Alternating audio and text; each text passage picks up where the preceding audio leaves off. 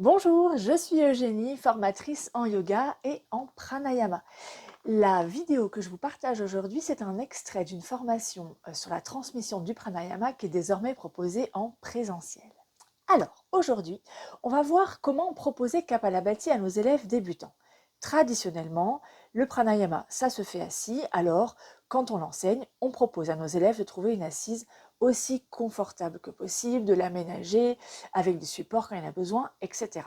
L'objectif, c'est toujours de redresser la colonne vertébrale pour que le passage de l'air soit optimal. Malheureusement, pour les débutants, l'assise, c'est un moment souvent compliqué, même s'il y a des supports, et c'est rare que la colonne vertébrale soit parfaitement neutre, que le pranayama puisse être exécuté sans contrainte et que les élèves tiennent sur la durée. Du coup, pour contourner ce problème avec mes débutants, je propose souvent de travailler les respirations dans d'autres postures que l'assise.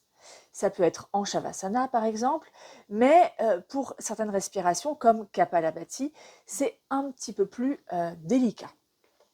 Alors aujourd'hui, je vous propose une alternative simple, efficace, c'est de pratiquer Kapalabhati debout, en Tadasana. Cette posture, elle permet vraiment une activation plus juste du diaphragme et de libérer toutes les tensions de la colonne. Petit bonus, on verra aussi comment intégrer le périnée dans la pratique. Kapalabhati, c'est souvent un des premiers pranayamas qu'on enseigne à nos élèves. Et donc souvent, ils sont débutants. J'aime bien commencer Kapalabhati en version debout, parce que quand les élèves débutants sont assis, la plupart du temps, ils se retrouvent avec un dos rond. On ne va pas détailler trop longtemps l'assise, mais si les élèves ont un dos rond, ils vont vouloir absolument se redresser au niveau des basses côtes. Ils vont contracter les muscles du dos et ils vont pousser un petit peu les thoraciques vers l'avant. Le fait d'être comme ça en assise, ça va bloquer le diaphragme et ils vont venir placer leur respiration essentiellement dans les côtes.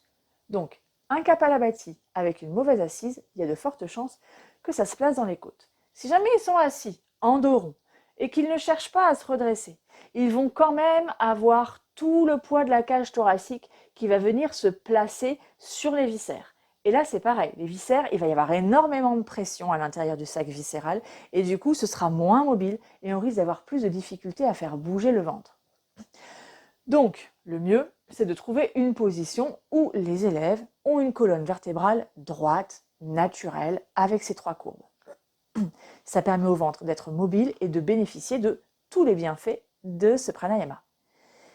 Du coup, on peut proposer de commencer Kapalabhati debout. Alors bien sûr, comme on est debout, on ne va pas faire des cycles trop longs pour être sûr de ne pas avoir tous les soucis qui sont liés à des petits étourdissements, etc. C'est vraiment juste pour introduire le pranayama, cette respiration, de façon pédagogique.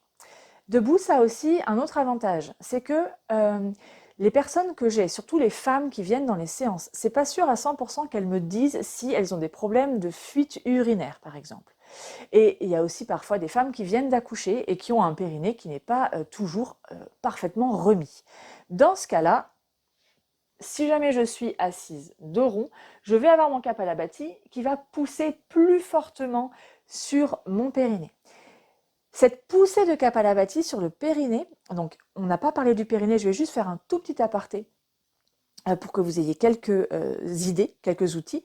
Et que vous soyez rassurés notamment, cette pression du périnée dans le Kapalabhati et dans tous les autres pranayamas et dans les postures de yoga, cette pression est à prendre en compte seulement sur les personnes qui ont un périnée qui est fragilisé. Pour toutes les autres personnes, il n'y a pas réellement besoin de prendre de précautions.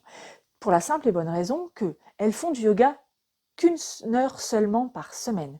Et tout le reste du temps, elles se mouchent, elles toussent, elles rigolent, elles font leur vie en étant complètement assises avec un dos rond et avec des poussées sur le périnée. Et ça, c'est pas grave. Un périnée en bonne santé, il est censé être capable d'encaisser vraiment toutes ces pressions. Et plus il va y avoir de pression, plus il va y avoir d'impact, et bien en fait, plus le périnée va être sollicité et donc plus il va se renforcer. Et donc dans cette perspective-là, le faire debout, c'est idéal. J'espère que cette vidéo vous aura donné envie de tester la pratique de Kapalabhati en Tadasana avec vos élèves. Et pour aller plus loin, la formation en présentiel sur le pranayama est là pour approfondir tout ça. À bientôt!